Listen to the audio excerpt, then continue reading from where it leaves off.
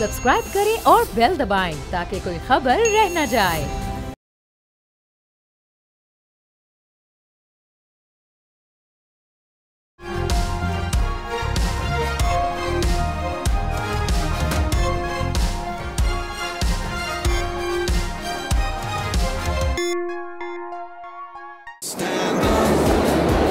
Hold him, another man down. Sapphire, 7 for 86. And Hogstrike on the pad. He's out, LBW. And he's caught behind. A great catch by Wasim Bari. नाज़रीन अस्सलाम वालेकुम। तब्दीली with doctor Danish के साथ हाजिर है।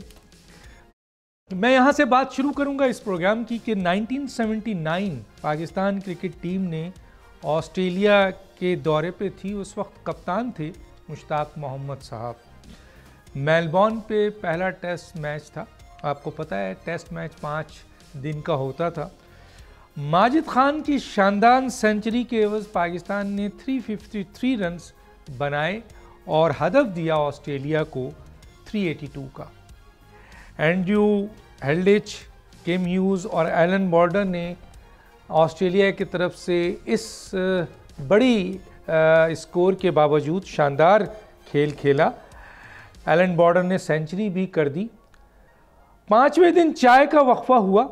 Australia को क्या स्कोर था 3 विकेट पर 305 रन और सिर्फ 76 रन की ज़रूरत थी। 1.5-2 घंटे का गेम बाकी था, तो ऐसा लग रहा था कि ये आराम से बना लेंगे। चाय के वक्फे के बाद पाकिस्तान की टीम जब ग्राउंड में उतरती है तो एक फास्ट बॉलर पाकिस्तान के जो अजीम क्रिकेटर भी हैं और उन्होंने एक रिकॉर्ड भी कायम किया, उन्होंने अपने कप्तान से वो गेंद ले ली जो कि ऑलरेडी बहुत पुरानी हो चुकी थी। और कहा जाता है कि उन्होंने कहा कि जी मैं कराऊंगा। वो जाहिर है आज हमारे साथ हैं, बताएंगे वो। तो जनाब मुश्ताक मोहम्मद साहब जो कप्तान थे, उन्होंने वो गेंद उनको दी और कराने को कहा। पहले ही बॉल पर उन्होंने विकेट हासिल की और एलन बॉर्डर जो है वो चले गए। और फिर सिर्फ 1 रन के एवज, मैं बहुत डिटेल में नहीं जाना चाहता, टाइम कम है, सिर्फ 1 रन के एवज उन्होंने जो बकिया 7 खिलाड़ी बाकी थे उनको पवेलियन में भेज दिया, जो कि मेलबॉर्न के ये हीरो कहलाए। एक शानदार कारनामा जिसका रिकॉर्ड आज तक कोई तोड़ नहीं सका। और रिवर्स स्विंग उसके ये मौजिद कहलाते हैं। पाकिस्तान को ये एजाज़ हासिल हुआ कि उसके एक फास्ट बॉलर ने ये रिकॉर्ड बनाया और वो रिकॉर्ड बनाया था एक अजीम क्रिकेटर, पाकिस्तान का एक बेहतरीन फास्ट बॉलर जनाब सरफराज नवाज़ साहब ने। सरफराज नवाज़ साहब आज हमारे मेहमान हैं, आइए उनसे बात करते हैं। जी सरफराज साहब, मेरी आवाज़ आ रही है आपको? जी जी जी, अस्सलाम वालेकुम। वालेकुम सलाम। सर पहले तो आप मुझे ये बताइए, थोड़ा सा अपने सुनने वालों को याद तो आई होगी सर 1979, ज़ाहिर है आपका एक बहुत शानदार रिकॉर्ड है। सुनने वाला चाहते हैं ज़रा बताइए क्या हो गया था सर कि आपने चाय के वक्फे के बाद आकर क्या हुआ, कोई आपको पैगाम आ गया? हालांकि जब आप आउट करते थे तो कुछ लोगों का ये ख्याल था कि जी बॉल टेम्परिंग है, जबकि हर वक्त एम्पायर वॉच करता था, हर बॉल पे देखता था और ये देखता था कि ऐसी कोई चीज़ नहीं है। तो क्या सर कोई क़ुव्वत आ गई थी, कोई आपको अल्लाह की तरफ से मदद आ गई थी, कोई गैबी सोच आ गई थी, या आपने कुछ ज़्यादा ही सोच लिया था कि अब छोड़ूंगा नहीं इनको? क्या हुआ था सर, थोड़ा सा बताएं सर। डॉक्टर साहब, जब टी टाइम के बाद हम अंदर गए हैं तो फील्ड के अंदर तो वैसे ही लग रहा था जैसे आप कह रहे थे कि बड़ा आसान टारगेट है। तो मैंने मुश्ताक मोहम्मद को कहा, जो कैप्टन थे, मैं कहा देखें मैच तो कोई इतना मुश्किल में चले गए हैं, तो मुझे गेंद दे, मैं थोड़ा स्टार्ट लंबा करता हूँ और रन जो ओवर रेट को थोड़ा स्लो कर देते हैं, क्योंकि आखिरी ओवरों में तो 15 ओवर करने हैं, 8 गेंद का ओवर होता था उस वक्त। तो मैंने वो फिर मुश्ताक ने कहा ठीक है। मैंने फिर बॉलिंग शुरू की एक एंड से, तो पूरे स्टार्ट से तो कुदरत का करना ये हुआ कि बॉर्डर भी आउट हुआ। उसके बाद फिर ह्यूज ने ऊपर से मारने की कोशिश की, कि ओवर द टॉप उनका ख्याल था कि आसान है और हम जीतेंगे। वो फिर मौसम ने एक कैच कर लिया मिड ऑफ पे। तो उसके बाद फिर जो बैट्समैन आया, बस अल्लाह की मेहरबानी की ऐसी हुई थी, तो वो फिर one after the other out ही होते गए। एक रन आउट हुआ उसमें और बाकी 9 विकेटें, 7 विकेटें एक रन पर, और टोटल 9 विकेटें उस इनिंग्स में मेरी थी। और एक इंटरेस्टिंग बात ये हुई थी कि बीच में थोड़ी देर के बाद पानी का वक्फा आया। तो वह पानी के वक्फे में एक इंटरेस्टिंग बात माजिद खान ने कर दी इमरान खान के मुतालिक, क्योंकि इनका आपस में बोलचाल नहीं था और अभी भी शायद नहीं है। तो माजिद ने कहा, हम सारे इकट्ठे थे, पानी पी रहे थे, माजिद ने कहा सरफराज नवाज तमाम की तमाम विकेटें आज तुम्हारी होंगी। तो दूसरी तरफ इमरान खान ने इस तरह घूर के देखा माजिद को और मुझे भी। तो बहरहाल फिर अल्लाह ने आपकी मदद की सर। तो कोई आपको गैबी सोच आई थी कि बस मुझे मुश्ताक मोहम्मद बॉल दे, या आपको बड़ा कॉन्फिडेंस था कि आप कंटेन कर लेंगे? आपको ये ख्याल था सर कि आप 1 रन दे के 7 विकेट ले लेंगे, और वो भी उन खिलाड़ियों को जो ऑलरेडी 305 रन बना चुके थे और स्क्रीन पे बड़े स्ट्रांगली खड़े हुए थे? नहीं, ये तो मुझे बाद में पता चला कि 7 विकेटें ली हैं 1 रन के ऊपर।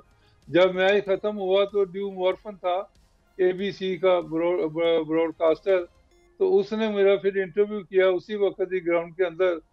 तो उसने कहा, do you know you have taken 7 wickets for 1 run? मैं कहा, नो, आर यू श्योर? उसने कहा, yes, look at the board.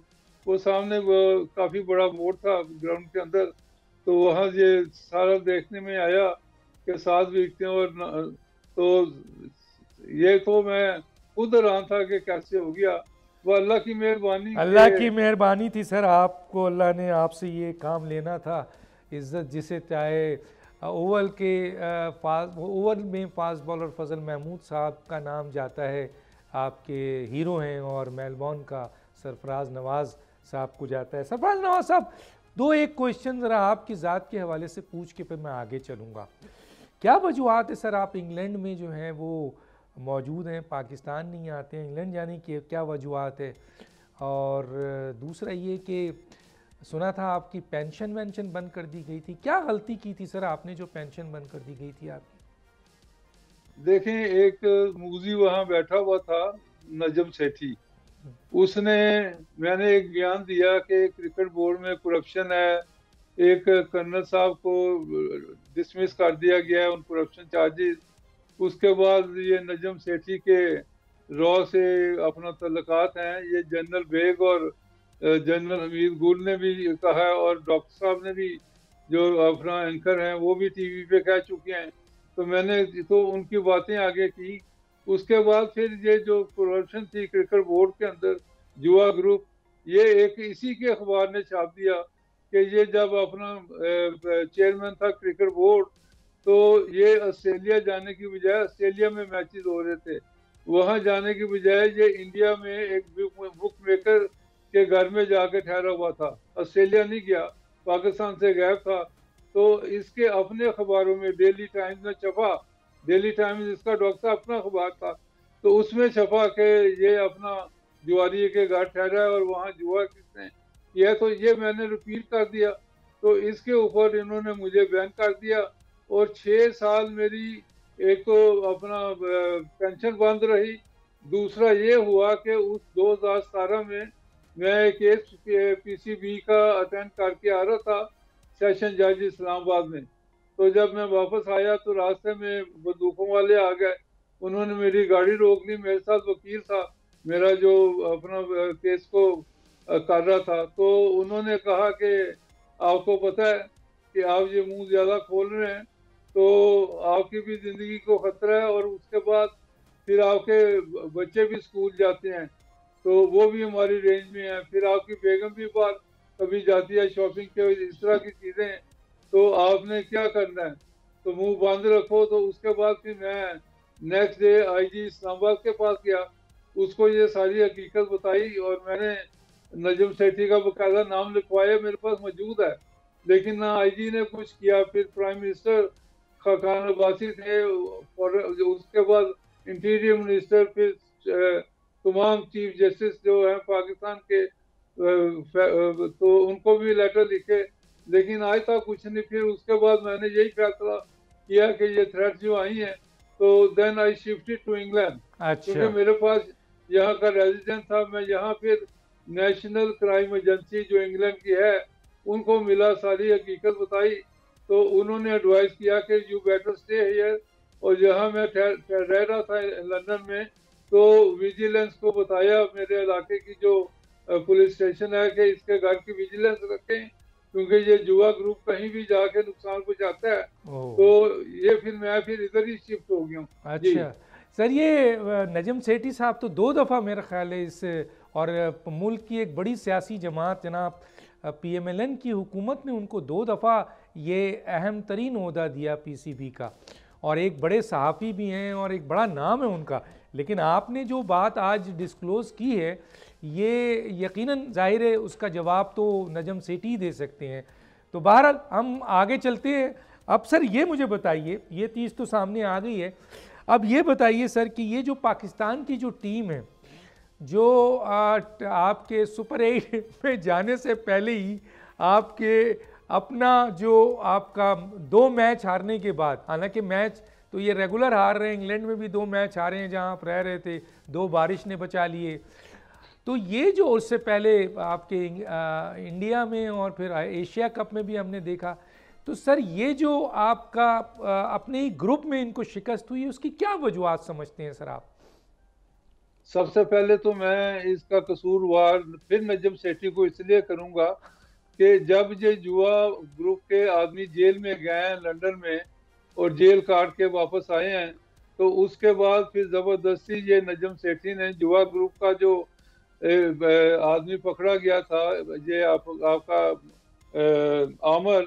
आमर को इसने टीम में वापस ले आया है। ये नजम सेठी था जिसने ये दोबारा मामले शुरू किए। ये आमिर फास्ट बॉलर जो आमिर है उसके बारे में कह रहे हैं आप? की बात कर रहा हूँ कि ये नजम सेठी की इन्वेंशन थी कि अमर को वापस लाना है, और वापस ले आया टीम में ये। उसके बाद फिर इंग्लैंड में रफड़ पड़ गया कि ये बैन है, बाहर नहीं जाएगा, इसके ऊपर कैद काटी है और जो रिस्ट्रिक्शन लगती है रूल्स के मुताबिक वीजे के ऊपर, तो इन्होंने फिर बड़ी मुश्किल से उसको वीजा दिलवा के इंग्लैंड में टूर पे ले आए। उसके बाद फिर देखें वो बट था, सलमान बट और आसफ, उनको पूछा ही नहीं, हालांकि वो इससे ज्यादा अच्छा बॉलर था आसफ। लेकिन सर इस दफा जो आमिर को इंडक्ट किया है वो तो मौजूदा चेयरमैन ने किया है जिनका नाम मोहसिन नकवी है। उनका क्या ताल्लुक है जनाब नजम सेठी का इस टीम में आमिर के आमद पर?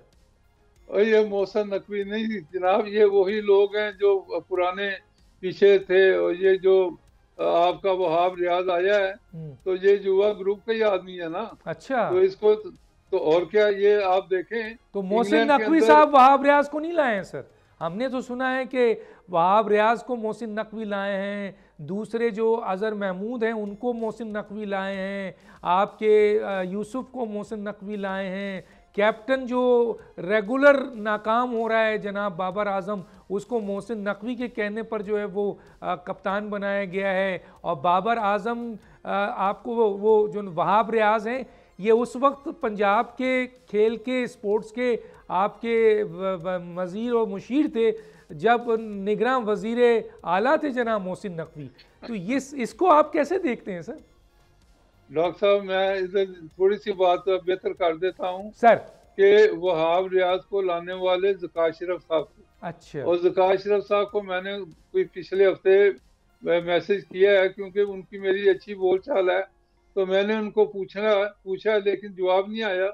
1 हफ्ता हुआ है कि उसको मैंने ये अपना ज़का अशरफ साहब से रिक्वेस्ट किया है कि ये मुझे बताएं कि ये आप लेके आए हैं अपना वहाब रियाज को, और उस वक्त मैंने कहा भी था कि जुआ ग्रुप का आदमी आपको लिख के भेजा था और आपको कि ये ऐसे आदमी ना लेके आए, नुकसान होगा क्रिकेट में, लेकिन आपने ये मेरी बात नहीं मानी। तो उसके बाद असल में लाने वाला तो ज़का अशरफ है, और उस वक्त ज़का अशरफ के होते हुए तबाही हुई है ना।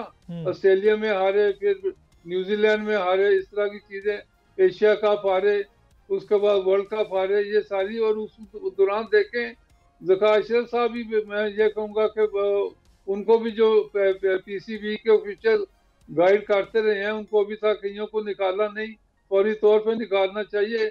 ये अपना आपका जो है सीओ सलमान नसीर, ये सबसे पहले इसको डिसमिस करना चाहिए, वरना तबाही से तबाही चलेगी। क्योंकि ये एक ग्रुप है, नजम सेठी, शकील शेख, उसके बाद ये अपना जो सीओ है, उसके बाद फिर सुभान सुभान आईसीसी में इनका पहले जो सीओ होता था यहाँ, वो वहाँ इंडक्ट हुआ है। ये एक ग्रुप अभी भी कोशिश कर रहा है कि नवाशी से मिलके दूसरों को मिलके कि ये अपना मौजूदा चेयरमैन के खिलाफ और इधर उधर जो बातें चल रही हैं, ये सारा ग्रुप लगा हुआ है कि नकवी साहब को भी फारिग कराएं और खुद आ जाएं, ये सारी चीजें। एनीवे, तो ये मैं कहूँगा कि आप रियाज जो है उसने सारा गाइड ये वो करके ज़का अशरफ के ज़माने में भी तबाही की, उसके बाद फिर वो ज़का अशरफ के ज़माने में वो भट्ट को भी ले आया अपना साथ, और उमर और कामरान अकमल को भी। ये अब युवा ग्रुप के सारे लोग, बार बार मैं कहता रहा ज़का अशरफ साहब को कि ये ना करें, नुकसान होगा, क्रिकेट की तबाही होगी। उसके बाद फिर इंतजाम को ले आए जिसके ऊपर फाइन हुए हैं और जुए को ऊपर माना हुआ है, तो पीर दिया ने इसको बाहर निकाल दिया था अपना जुआ खेलने पे। जो इसने एक बयान आया था आपका अख्तर रसूल का कि ये किसी वर्ल्ड कप के इनिंग में 20 रन नहीं करेगा साउथ अफ्रीका, और वो ही हुआ। तो जब तौकीर दिया ने इंतजाम को पूछा कि ये क्या, ये बयान पढ़ लो, तो उसने कहा जनरल साहब आप भी तो कर रहे हैं। उसने जनरल को कह दिया कि आप भी बीच में शरीक हैं। तो ये ऐसी ये युवा ग्रुप जो चलता रहा ना, इसके ऊपर बड़ी सख्ती हुई नहीं आज तक। फिर इनको बार बार वापस लाते रहे हैं, फिर वसीम अकरम को बोर्ड के अंदर ले आए। यहाँ रोकेंगे नाज़रीन, एक छोटा सा ब्रेक, फिर वापस आते हैं।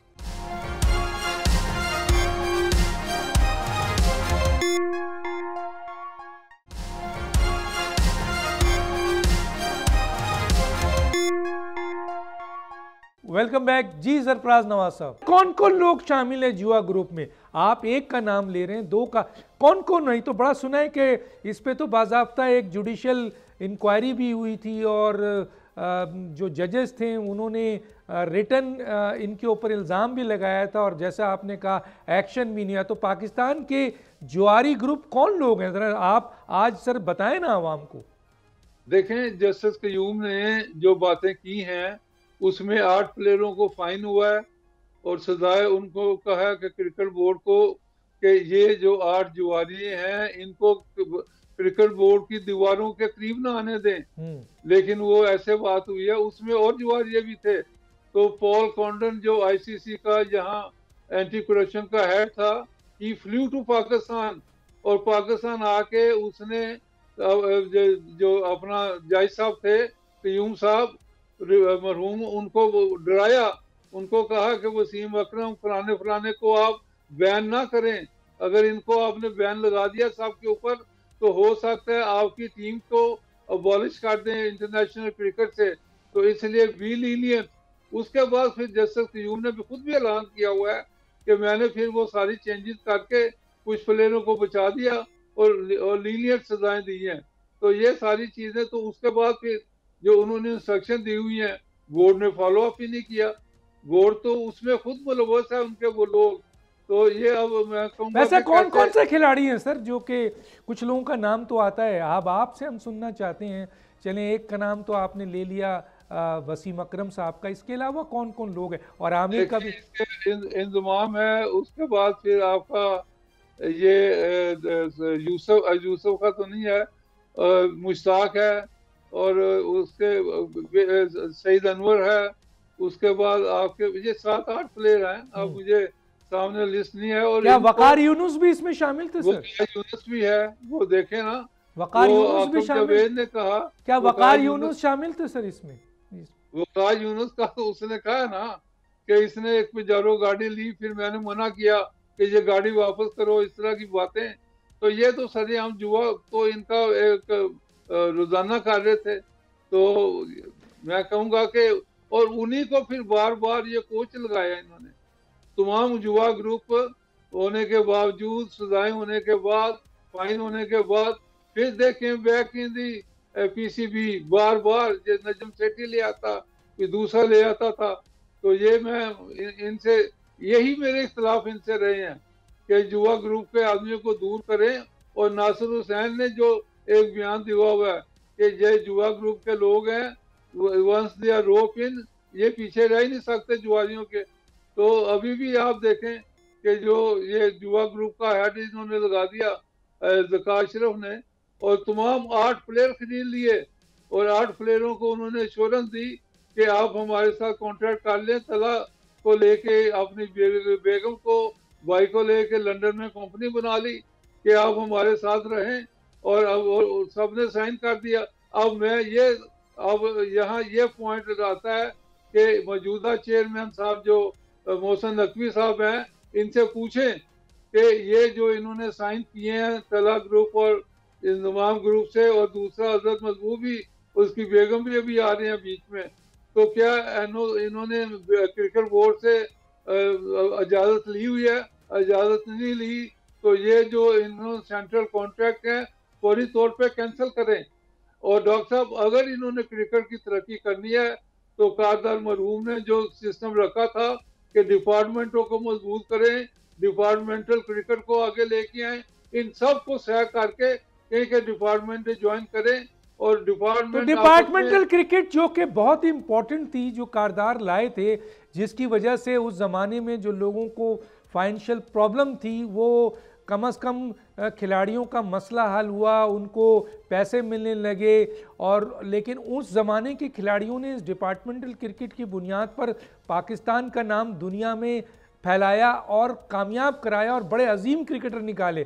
तो किसने डिपार्टमेंटल क्रिकेट ख़त्म कर दी सर? किसने ख़त्म की? देखो एक आदमी इमरान खान की शक्ल में जिसने मुल्क में तबाही बचाई हुई है, बच्चों को वर्गला लिया है, उसने ये तबाह कर दिया ना क्रिकेट को कि ये सारी डिपार्टमेंट खत्म कर दिए और 6 टीमें बना दी कि ये ऑस्ट्रेलिया रूल में लेके आया हूँ।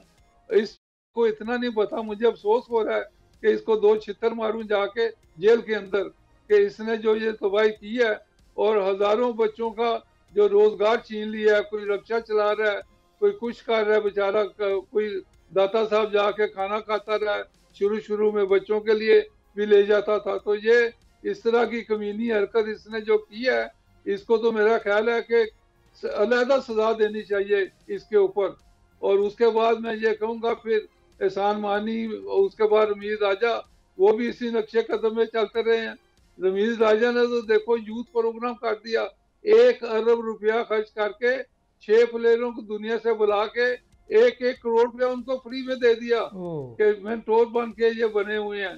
तो इस तरह की जो चीजें ये इंक्वायरी करे ना, इनके ऊपर एक्शन करके ये जो गलत कार्य की हुई हैं इनके ऊपर अलहदा बयान लगाएं।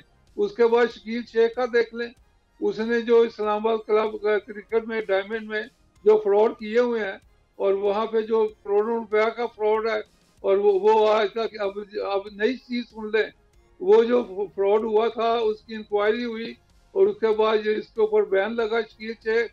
इसने दोबारा सिफारिशें डलवा के पता नहीं किस किस की सिफारिश लेके गया है और उसके बाद इसकी री इंक्वायरी दोबारा शुरू कर दी है। भाई दोबारा इंक्वायरी शुरू करने का फैब मामला क्या है? वहाँ अब मैं बताया जो पहले एक ग्रुप वहाँ पड़ा हुआ है जो ये फेवरें कर रहा है और चेयरमैन को सही गाइड नहीं कर रहा। एक और मैं ये कहूँगा कि सख्त से सख्त एक्शन करने चाहिए और उसके बाद ये सेंट्रल कॉन्ट्रैक्ट जो फौरी तौर पे पहले ही मैंने कहा ख़त्म करें इनको। फिर इनकी देखें फिजिकल कंडीशनें कुछ नहीं है।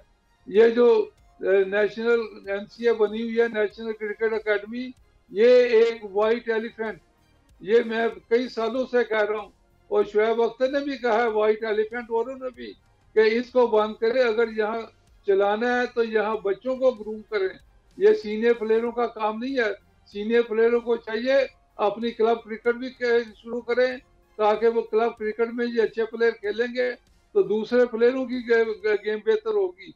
फिर ये उसके बाद अपना डिपार्टमेंट अपनी जो क्रिकेट खेलती हैं अपना first class cricket, ODI, T20, ये बकायदा तमाम प्लेयर वहाँ खेले। एक तो देखें हेल्दी कंपटीशन हो जाएगा, उसके बाद इनको अपनी फिटनेस का खुद ही फिक्र होगा। ये जो क्रिकेट बोर्ड 50-60 आदमी हर साल बदलता रहता है, कोई बाहर से कोच आ गया, ये आ गया, तो ये सारी चीजें खत्म हो जाएंगी।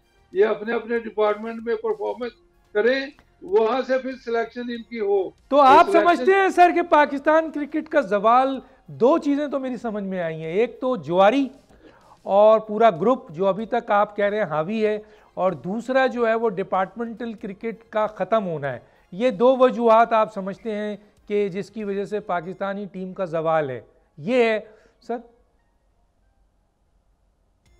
देखें डॉक्टर साहब, अब यंगस्टर कोई आए नहीं, अब आपने 6 टीमें बना दी हैं, तो वही बूढ़े खोसर वही 30-35 साल वाले ही खेल रहे हैं।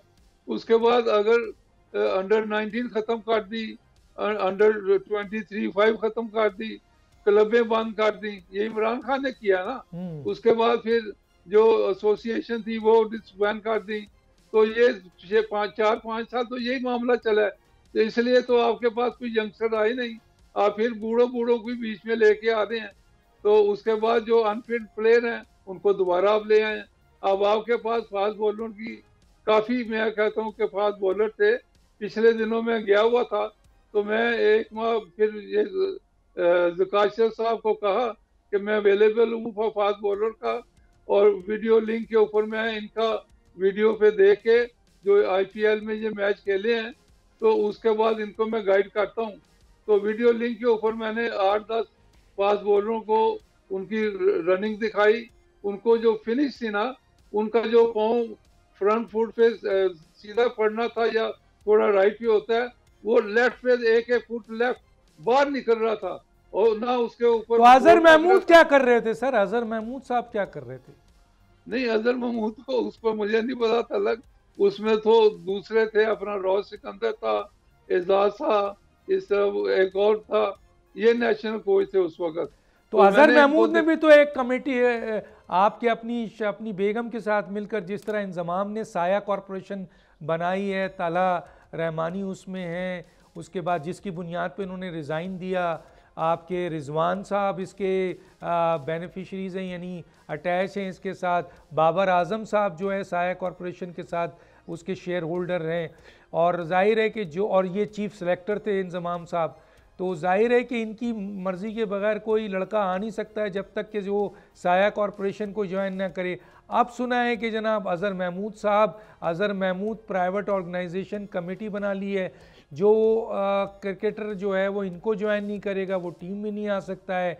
एक लड़का था उसामा मीर कहते हैं, उसको जो है वो सिर्फ इस बुनियाद पर अजहर महमूद ने नहीं लिया कि इस टीम को उन्होंने, उनकी टीम को ज्वाइन नहीं किया, और कहा जाता है कि ये उनकी और उनकी बेगम की जो है मुश्तरका ये ऑर्गेनाइजेशन है, बिल्कुल उसी तरह जिस तरह इंजमाम की साया कॉरपोरेशन है।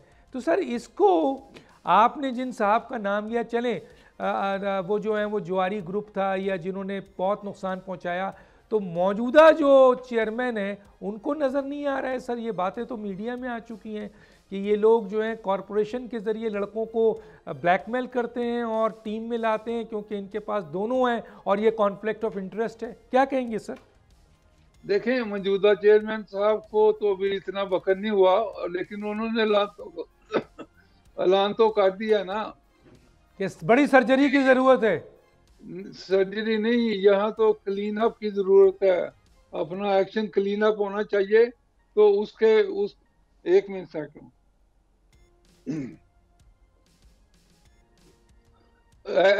क्लीन अप का ज़रूरत है डॉक्टर साहब, और उसमें ये जो लोग हैं ये सारे इस तरह की चीज़ें, एक तो इनके ऊपर बैन लगाएं कि ये क्रिकेट बोर्ड में तबाही मचाने आए हुए हैं, कि ये क्रिकेट बोर्ड के नज़दीक इनको ना आने दें। दूसरा, जो प्लेयर हैं उनको पूछें कि उन्होंने बगैर PCB के इजाज़त के किस तरह इनसे साइन कर रहे हैं।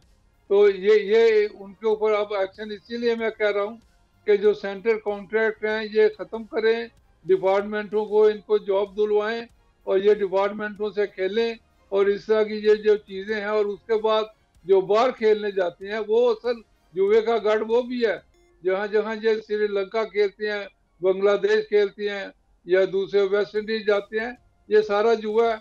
IPL में तो ये गया नहीं, वो भी सारा जुआ है, वो तो नोन है।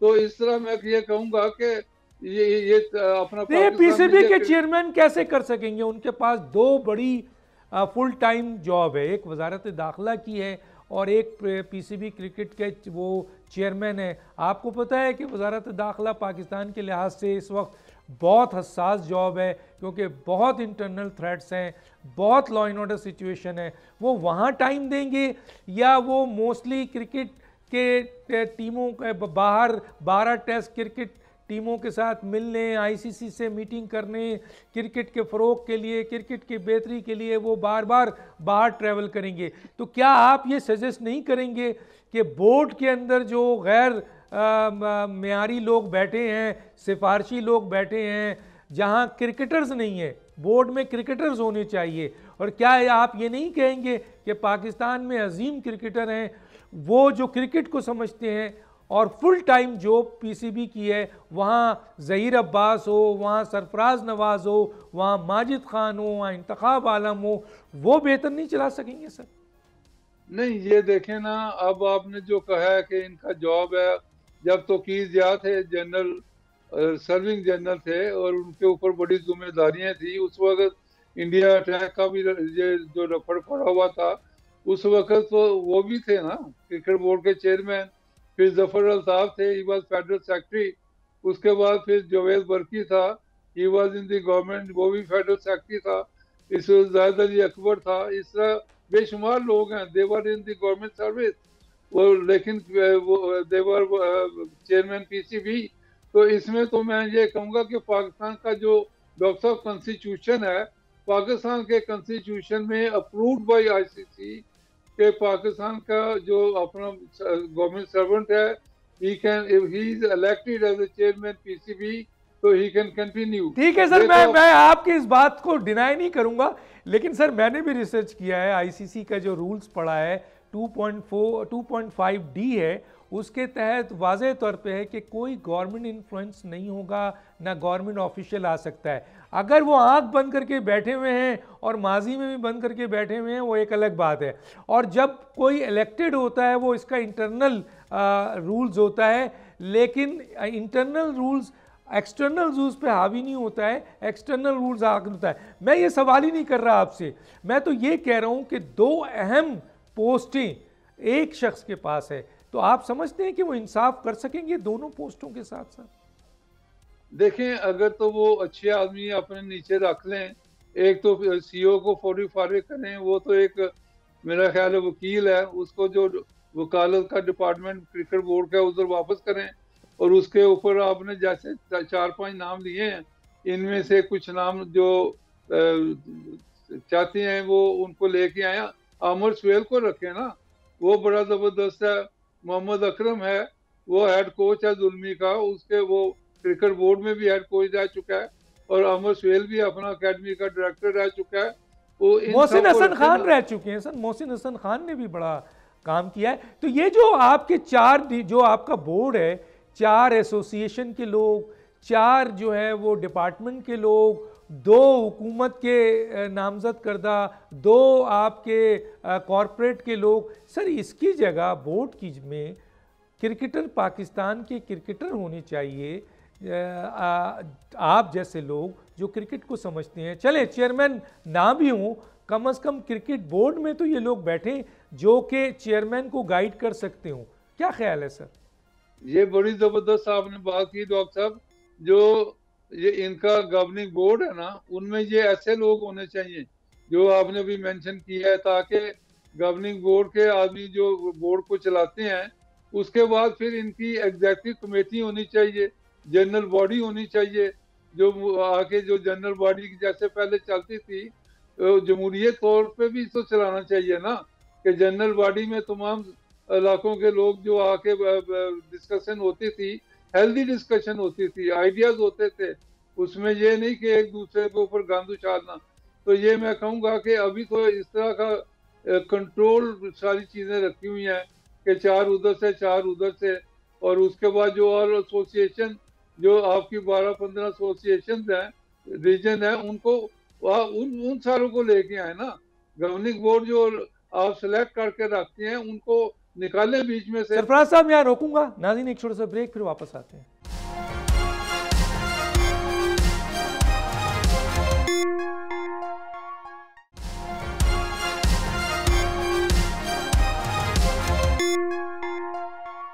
वेलकम बैक जी। अच्छा सर, मुझे ये बताइए आप, क्योंकि मैं बिल्कुल आखिरी स्टेज पे पहुंच गया हूँ, ये मौजूदा जो टीम है, जो आप कह रहे हैं बुजुर्ग टीम हो गई है, बूढ़ी टीम हो गई है, नाकाम टीम हो गई है, अब इसे फारिग किया जाए, क्योंकि बहुत से क्रिकेटर्स का ये तकाजा है, जैसे आपने भी कहा कि डिपार्टमेंटल क्रिकेट शुरू की जाए, ग्रेड वो जो 19 जो है खेलते हैं उनमें से निकाला जाए लोगों को और अब टीम बनाई जाए, इन बूढ़ों को फारिग किया जाए। आप इससे एग्री करते हैं सर?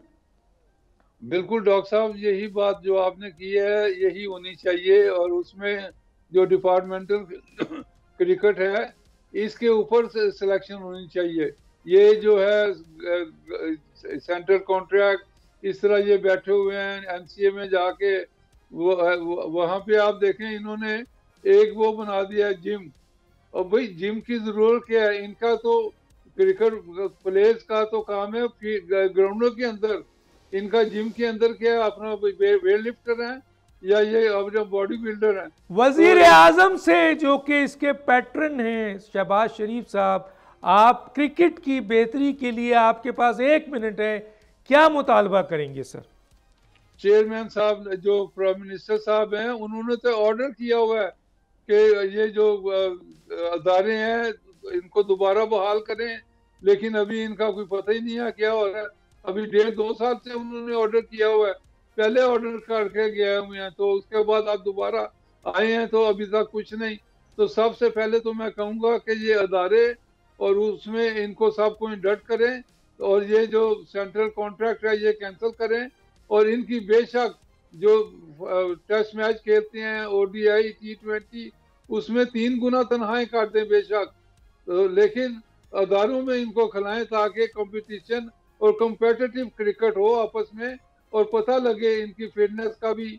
और जब अदारे इनके ऊपर प्रेशर डालेंगे कि आपने डोमेस्टिक क्रिकेट भी खेलनी है और ये 3 या 4 रोजा जो मैच है वो भी खेलनी है, फिटनेस भी आपकी अपने ऊपर होगी, और उसके बाद बोर्ड का देखें किस तरह पैसा बचेगा।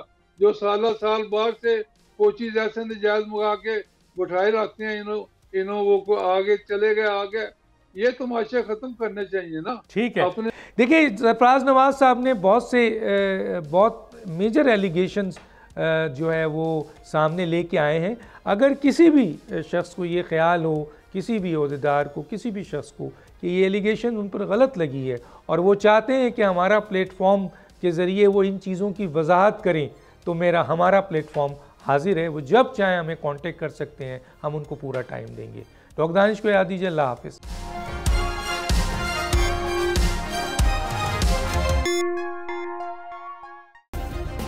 सब्सक्राइब करें और बेल दबाएं ताकि कोई खबर रह न जाए।